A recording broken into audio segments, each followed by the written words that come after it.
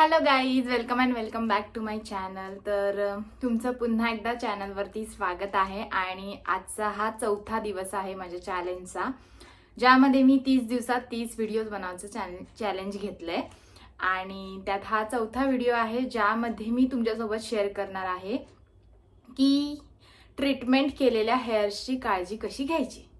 So recently मी last मंथमध्ये माझ्या केसांमध्ये कॅरेटिन treatment करून घेतली आहे, ज्याने ही एक प्रोटीन ट्रीटमेंट आहे. ह्याने केस एकदम स्ट्रेट अशी नाही होत, तर त्यांना शाईन किंवा त्यांचं जे डॅमेज झालेलं असतं ते कमी होतं आणि तुमचे केस हेल्दी दिसतात.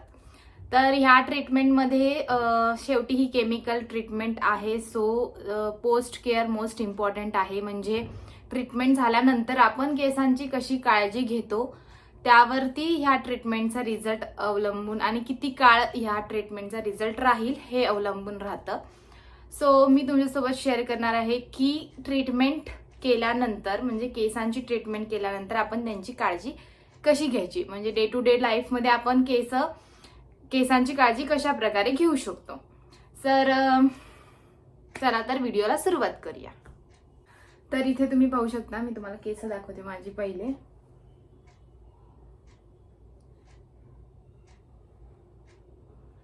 एकदम सॉफ्ट, स्मूथ आणि फ्रीज फ्री आहेत. तर ही अशीच केस मेंटेन करण्यासाठी आपल्याला जे कॅरेटिन शॅम्पूज येतात ते आपल्याला यूज करावे लागणार आहेत. कारण आपण कॅरेटिन ट्रीटमेंट केली आहे, तर त्यातलं जे प्रोटीन आपण ज्या केसांमध्ये लॉक करून ठेवलंय ते जास्त काळ टिकावं, ह्यासाठी आपल्याला कॅरेटिन शॅम्पूज यूज करावे लागणार आहेत. तर बाजारामध्ये खूप सारे कॅरेटिन शॅम्पूज आहेत, पण मी माझ्यासाठी ह्यावेळी ब्युटी गॅरेजचा कॅरेटिन शॅम्पू आणि कंडिशनर, हा कंडिशनर आहे आणि शॅम्पू सुद्धा तसं देतो. ब्युटी गॅरेजचं कॅरेटिन आणि शॅम्पूज घेतले आहेत. तर हा काही स्पॉन्सर्ड व्हिडिओज नाही आहे, हा मी स्वतःसाठी घेतलेले शॅम्पूज आहेत. ते मी तुमच्यासोबत शेअर करते ह्यांचा रिव्ह्यू. तर हे शॅम्पूज वापरून जवळपास 1 महिना झाला आहे आणि आता पण माझी केस एकदम जशी मी ट्रीटमेंट केल्यावरती होती तशीच आहेत, काहीच फरक नाहीये त्यांच्यामध्ये. आणि हे तुम्ही एक आहे की तुम्ही रेग्युलरली शॅम्पू केला पाहिजे ह्याच शॅम्पूंनी. तुम्ही मध्येच जर दुसरा कोणता शॅम्पूज वापरायला सुरुवात केली तर त्यांचा इफेक्ट वेगळा पडतो केसांमध्ये. तर आठवड्यातून 3 वेळा तरी हेअर वॉश करावाच. आणि आपण डेली लाईफमध्ये करतोच, पण जास्त गॅप करून म्हणजे हेअर वॉश टाळणं सुद्धा बरोबर नाहीये, कारण मग डॅन्ड्रफ होतो आणि त्याच्यामुळे सुद्धा हेअरफॉल व्हायला चालू होतं. त्याच्यामुळे कमीत कमी 3 वेळा तरी हेअर वॉश केलाच पाहिजे आठवड्यातून. आणि शॅम्पू तर आपण करतोच, पण कंडिशनर टाळला नाही पाहिजे. Conditioner is must. त्याच्यामुळे आपले केस एकदम स्मूथ राहतात आणि त्यांची जटा वगैरे होत नाही, त्याच्यामुळे ते डॅमेज होत नाहीत आणि मध्ये ब्रेक सुद्धा होत नाहीत. सो अशा प्रकारे हे चांगले कंडिशनर आणि शॅम्पूज वापरून तुम्ही तुमच्या केसांची काळजी घेऊ शकता आणि ट्रीटमेंट केलेले केस त्यांचा रिझल्ट जास्त दिवस राहू शकतो.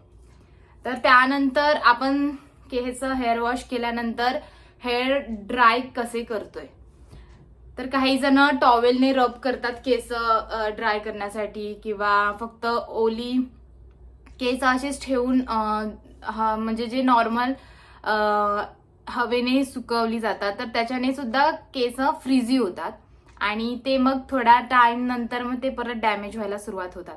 तर जर तुम्ही हेअर वॉश केला असेल तर तुम्ही लवकरात लवकर केस ड्राय करायचा ट्राय करा. जसं की ब्लो ड्रायने तुम्ही लवकरात लवकर ड्राय करू शकता केस. जितका वेळ केस ओली राहतील तितकी ती वीक होतात त्यांचे रूट्स आणि त्याच्यामुळे त्यांचा हेअरफॉल सुद्धा वाढू शकतो. त्याच्यामुळे हेअर जेव्हा आपण वॉश करतो त्याच्यानंतर लवकरात लवकर आपले केस आपण सुकवले पाहिजेत, एकदम रूट्स पासून.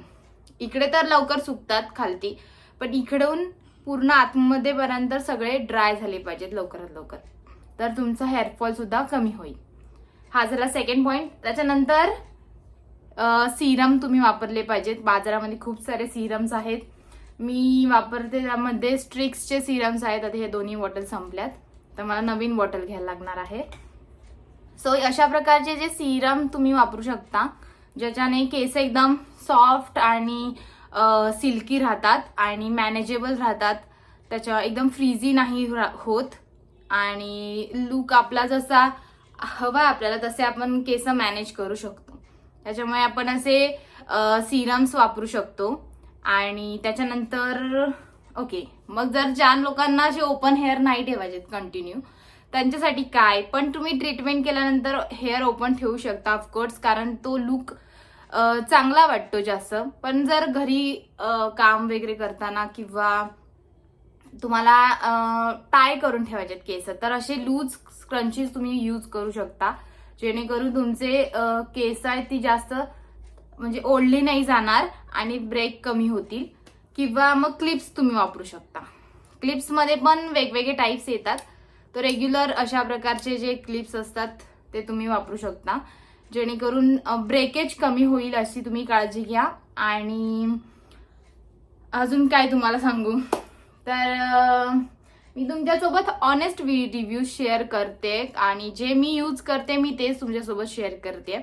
सो जर तुम्हाला व्हिडिओज आवडत असतील तर व्हिडिओला नक्की लाईक करा आणि माझं चॅनल मला लवकरात लवकर ग्रो करायचं आहे. सो तुम्ही तुमच्या फ्रेंड्समध्ये किंवा फॅमिलीजमध्ये माझे व्हिडिओ शेअर केले तर आणि सपोर्ट केला तर खूप खूप म्हणजे मला हेल्प होईल माझा चॅनल ग्रो करण्यासाठी. आणि माझे व्ह्यूज वाढले तर मग ऑफकोर्स चॅनल ग्रो होईलच. त्याच्यामुळे जर तुम्हाला व्हिडिओ आवडत असेल तर माझ्या चॅनलला सबस्क्राईब करा, बेल आयकन दाबला नसेल तर बेल आयकन दाबा आणि तुमच्या फ्रेंड्स अँड फॅमिलीमध्ये माझा चॅनल शेअर करा. तर भेटूया पुढच्या व्लॉगमध्ये, तोपर्यंत बाय.